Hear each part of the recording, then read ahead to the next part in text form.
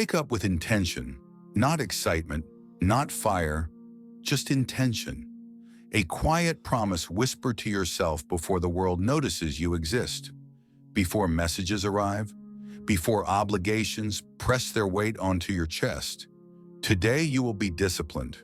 Today you will do what needs to be done. Today you will not betray yourself.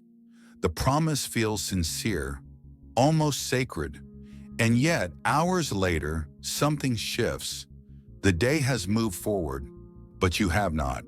The task still waits, untouched, like an accusation is sitting in the corner of the room. You feel it again, that familiar heaviness in the chest. Not exhaustion, not confusion, resistance. Invisible, quiet, but powerful. You are not lazy, you know that. Laziness is indifference, and you care too much for that. You hesitate because your mind drifts. Your focus fragments. Your hand reaches for distraction almost automatically, as if someone else is guiding it. A screen lights up. Time dissolves. And somewhere beneath the noise, a thought forms. One you rarely allow yourself to finish. Why is it so hard to do the things I know would save me? The question feels dangerous, exposing. Because you are not ignorant. You are intelligent. You understand what needs to be done. You've watched the videos, read the advice, felt the motivation rise and fall like a tide. You have awareness. You have desire. But discipline feels foreign. Like a language your brain refuses to speak fluently. You watch yourself delay, rationalize, negotiate with time. You promise you'll start later, when conditions feel right, when motivation arrives, when energy appears, when the resistance finally disappears. But it doesn't, and slowly, quietly, the real struggle reveals itself. This is not a battle against effort. It is a battle against your own mind, one that knows what is right, yet resists moving toward it. You were taught that discipline is willpower, that if you truly cared, you would force yourself forward. That effort is proof of character, that resistance is a moral flaw, and that ease, any sense of comfort, must mean weakness. This belief sounds noble on the surface. It sounds responsible, mature, but quietly it is destroying you. Because willpower is not strength. It is a fragile, exhaustible resource. It cracks when you are tired. It thins when your emotions are heavy. It disappears when stress piles up and life stops being theoretical. And when it fails, you don't just stop progressing. You turn on yourself. You call yourself undisciplined, broken, incapable. But this collapse is not a personal flaw. Your brain was never designed for constant force, not for endless self-control, not for discipline built on pain, punishment, or pressure. Evolution did not reward suffering, it rewarded survival. Willpower works briefly, in emergencies, in short bursts. But asking it to carry your entire life is like trying to hold back the ocean with your hands. Eventually it gives way. And here is the uncomfortable truth most advice ignores. Your brain does not obey reason. It does not move because something is important. It moves because something feels rewarding, because something promises relief, pleasure, or meaning. Discipline built on control always collapses. Discipline built on attraction endures. This is not about becoming harder. It is about becoming strategic, not forcing yourself through resistance, but reshaping the environment so resistance weakens on its own. The truth is darker and more hopeful than you were told. Your brain does not follow logic. It follows reward. And once you understand that, discipline stops feeling like a battle you keep losing and starts becoming something your mind begins to crave. Psychologist B.F. Skinner, one of the founders of behavioral psychology, uncovered something deeply unsettling about human behavior. Behavior is not shaped by intention. It is shaped by reinforcement. We like to believe we act from reason, values, and long-term goals. But beneath those stories, Your brain operates on a far simpler logic. It is not a philosopher contemplating meaning or future success. It is a biological system constantly scanning reality and asking one relentless question: what feels good and what feels threatening? Your goals, your plans, your carefully written to-do lists, these exist at the surface. But behavior is decided deeper in circuits that evolved long before language, morality, or ambition. These circuits do not respond to should. They respond to feedback. Later, neuroscientists studying dopamine would confirm what Skinner hinted at decades earlier. The brain does not chase achievement. It chases the anticipation of reward. Dopamine does not surge when you succeed. It surges when you expect something good is about to happen. This is why motivation often disappears the moment effort begins. When discipline feels empty, when it offers no immediate signal of reward, your brain quietly disengages. Not because the task is unimportant, but because the system running your behavior sees no payoff. You do not repeat what is meaningful in theory. You repeat what is reinforced in practice. This is why distraction is so powerful. It delivers instant, reliable reward with almost no effort. And this is why discipline built on delayed outcomes struggles to survive in a brain wired for immediacy. But here is the turning point most people miss. Discipline does not fail because you lack character. It fails because it lacks reinforcement. When effort feels sterile, your brain resists. When effort carries even a small sense of reward, your brain leans forward. Discipline collapses when it feels like sacrifice. Discipline thrives when it feels satisfying. And once you understand that your mind is not a judge, but a reward machine, you stop trying to overpower it and begin learning how to guide it.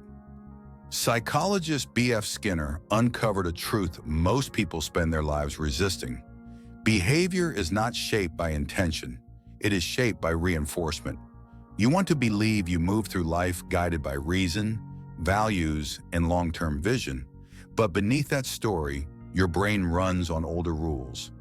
It is not a philosopher weighing meaning or future success.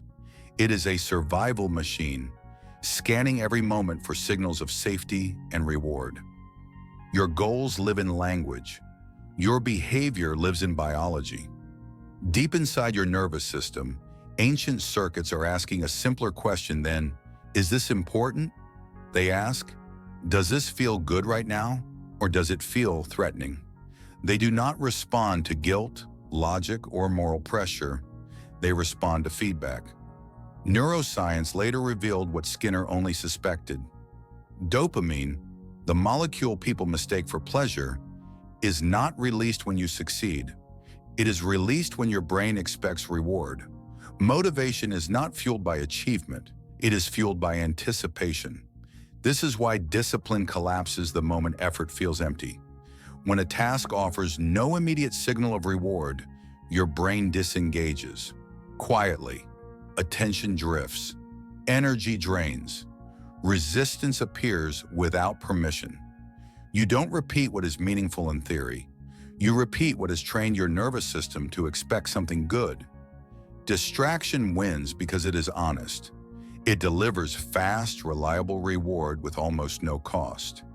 Discipline fails because it often asks for suffering now in exchange for an abstract future later. But here's the shift that changes everything. Discipline does not fail because you are flawed. It fails because it is poorly designed. When effort feels like punishment, your brain rebels. When effort contains even a hint of satisfaction, your brain begins to cooperate. Discipline dies when it feels like sacrifice. Discipline comes alive when it feels rewarding. And once you understand that your mind is not a judge to be fought, but a reward system to be guided, you stop forcing yourself forward and start pulling yourself in. Every action you take is a lesson your brain quietly records, not about productivity, not about success, but about who you are. When you procrastinate, your brain does not label you lazy. It learns something far more practical. Avoidance reduces discomfort. It stores that lesson. It remembers that stepping away brought relief, and the next time resistance appears, your brain repeats what it was taught. Because its job is not to judge you, but to keep you safe. When you force yourself through pain, your brain learns a different lesson. Effort equals suffering. Discipline becomes associated with pressure, self-attack, and exhaustion.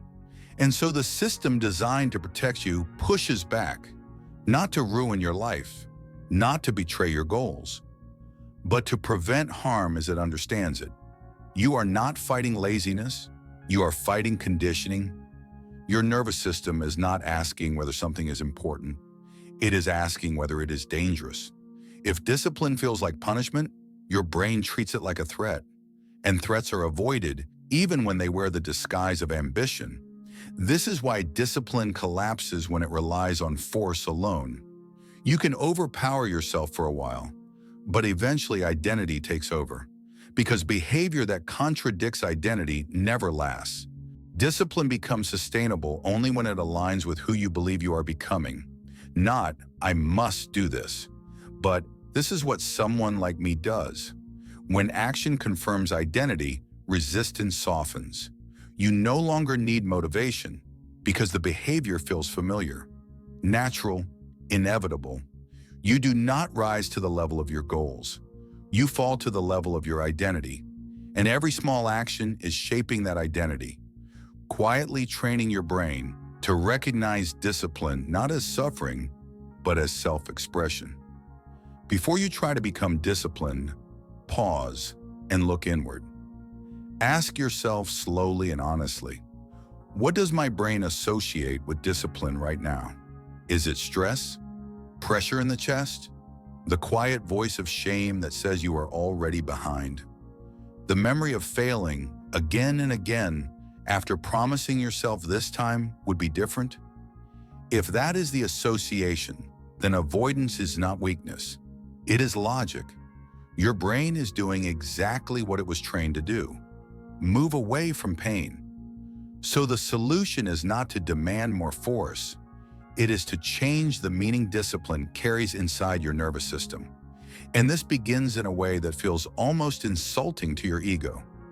You start absurdly small. So small it feels pointless. So small your inner critic says, this won't matter.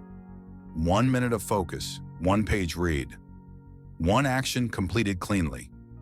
Not as a test of character, but as a signal to your brain. And then comes the most important step. The one most people skip. You acknowledge it. Not by rushing to the next task, not by numbing yourself with your phone, but by pausing just briefly and noticing completion. Let your mind register the feeling of finishing, the subtle relief, the quiet coherence of doing what you said you would do. This is reward, not fireworks, not pleasure in the obvious sense, but alignment. Your brain feels it, and slowly and visibly, the association begins to change. Discipline stops meaning strain. It starts meaning resolution, self-trust, a small but real sense of safety. You are not motivating yourself. You are not hyping yourself up. You are conditioning yourself. You are teaching your brain that discipline does not hurt, that it completes something. And once that association shifts, desire follows. Because the brain does not crave discipline, it craves what discipline now represents. Discipline is rarely what people think it is. It is not productivity. It is not efficiency. It is not becoming a machine that never rests. Discipline is freedom. Freedom from impulse, the twitch to escape discomfort the moment it appears. Freedom from mood, the belief that you must feel ready before you act. Freedom from the invisible forces that quietly steer you toward distraction, comfort, and delay without ever asking your permission. Most of your life is not shaped by dramatic decisions. It is shaped by what pulls you when no one is watching. Jean-Paul Sartre said something unsettling. Human beings are condemned to be free. You are always choosing, even when you refuse to choose.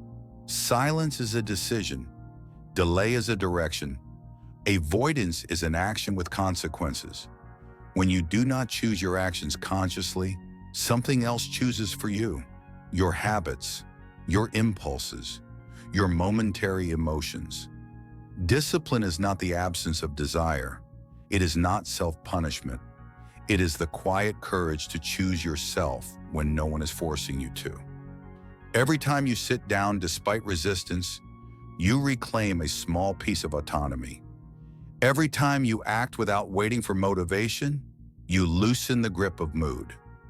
Every time you do what aligns with your future instead of your impulse, you widen the space between stimulus and response. That space is freedom. Discipline is not about doing more. It is about being less controlled by craving, less controlled by avoidance, less controlled by the shifting weather of how you feel today. You are free the moment you realize this. Your life is not defined by what you want in the moment, but by what you choose repeatedly. And discipline is not a cage.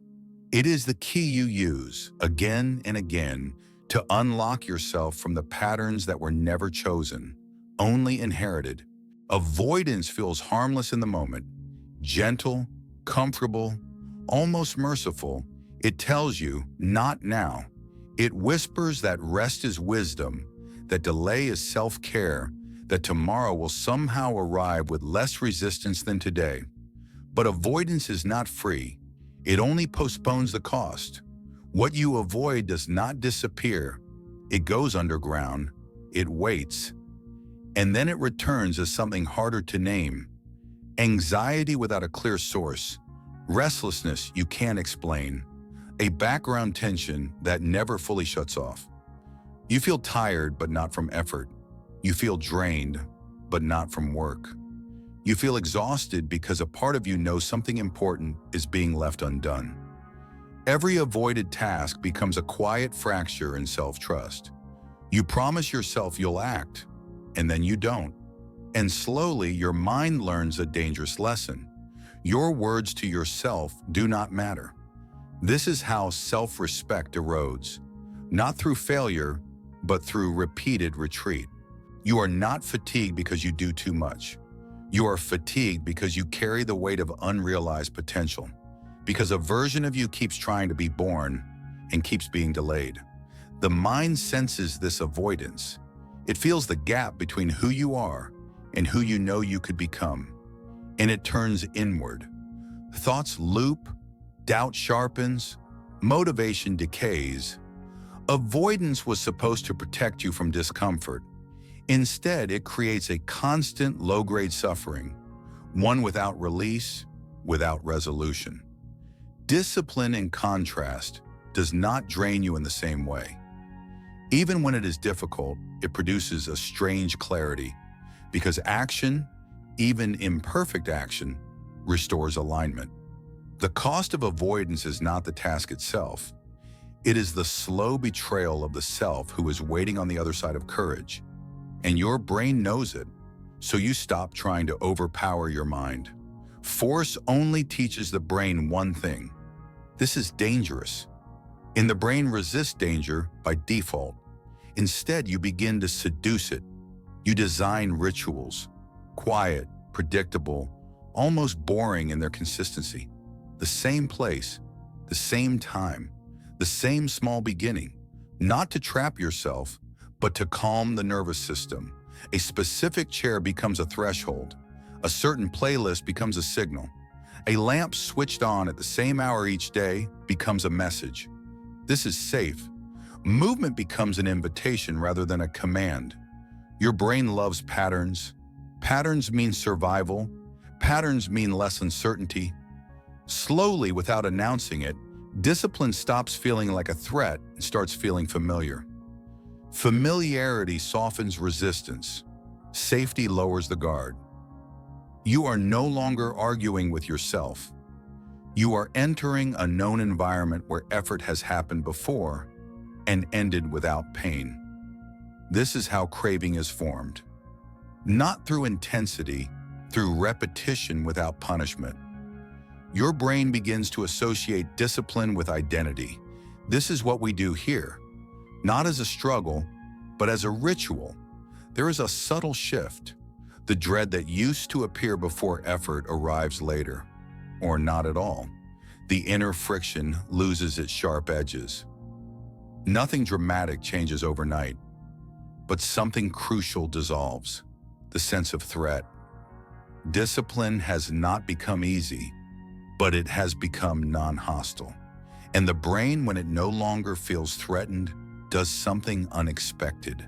It leans forward. It participates. It begins to anticipate the calm, the order, the coherence that follows action, the same way it once anticipated distraction. This is the quiet turning point most people never notice. The moment discipline stops feeling like self-violence and starts feeling like coming home. Not because you forced your mind into submission, but because you taught it that effort can exist without harm. And once the brain learns that, resistance no longer has a reason to exist. Repetition is often dismissed as boredom, as monotony, as the enemy of inspiration. But repetition is not emptiness. It is ritual. Long before productivity systems and habit trackers, monks understood this. They rang the same bells, walked the same paths, spoke the same words at the same hours. Not because they lacked imagination, but because repetition anchored them to something deeper than mood. Artists understood it too. They returned to the same canvas, the same instrument, the same blank page, day after day, not waiting to feel ready. Every act of discipline is a small declaration. I am still here, still choosing, still participating in my own life. Each repetition places a marker in time. It says, this moment matters enough to show up again. Discipline becomes a way of inhabiting the present rather than escaping it. You stop chasing motivation because motivation is unstable. It arrives late and leaves early. Instead, you become predictable. And predictability, when chosen, is not weakness. It is power. A predictable mind wastes less energy negotiating with itself. A predictable routine frees attention for depth. A predictable self becomes trustworthy to your brain and to your future. This is why discipline begins to feel sacred. Not in a religious sense, but in a psychological one. You are carving out a space where intention survives regardless of emotion. Ritual removes drama. It removes the question of whether you will act. There is only when. And in that simplicity, something profound happens. Your actions stop depending on how you feel. They begin to reflect who you are becoming. Discipline, repeated with awareness, becomes a quiet vow. Not shouted, not announced, just kept. And over time, that vow reshapes your identity more deeply than any burst of motivation ever could. This is the hidden power of repetition. It does not exhaust you. It stabilizes you. And in that stability, your brain finds something rare: meaning. At some point, something subtle but irreversible shifts inside you. You stop negotiating with yourself every morning. You no longer ask, do I feel like doing this today? Because feelings have lost their authority over your actions. Instead, a different question rises: quiet, steady, undeniable. What does someone like me do next? This is the moment discipline stops being effort and becomes identity. Not a rule you follow, but a standard you live by. You are no longer dragging yourself forward through resistance. You are moving in alignment. Discipline becomes self-respect in motion. Each action is a signal sent inward, reinforcing a new truth. I am someone who shows up. I am someone who keeps promises to myself. You are no longer proving anything to the world. You are stabilizing your inner image. And the brain responds powerfully to this consistency because identity is the strongest motivator your mind knows. Once an action fits who you believe you are, resistance collapses. There is no internal debate, no emotional bargaining, just execution. You don't brush your teeth because you feel inspired. You do it because it aligns with who you are. Discipline reaches that same level of inevitability, and this is the turning point most people never reach. They try to change behavior without changing self-image. But when identity shifts, behavior follows automatically. You are no longer forcing discipline. You are expressing it. Each discipline act becomes a quiet affirmation. This is who I am now. Not perfectly, not endlessly, but reliably. And that reliability creates something rare, a sense of inner trust. You begin to trust yourself again. And once that trust exists, discipline is no longer a battle. It is simply the natural next move of the person you have become. If your brain can be trained to crave discipline, then something far larger is revealed. It means the parts of you that feel stubborn, resistant, or broken were never fixed traits. They were learned patterns, conditioned responses, quiet habits of the nervous system repeating themselves. And if discipline can be trained, then avoidance can be untrained. If focus can be conditioned, then distraction can be weakened. If self-respect can be practiced, then self-betrayal can be undone. This realization is unsettling because it removes the excuse of permanence. It means you are not trapped by personality. You are shaped by repetition. Every small action is teaching your brain what kind of person you are. Not the actions you announce, not the intentions you admire, the actions you repeat when no one is watching. Identity is not declared. It is rehearsed. And most of this rehearsal happens in silence. In the moments where you could quit but don't, where you could delay but choose to begin, where you could escape discomfort but stay present instead. Your brain is always learning from you.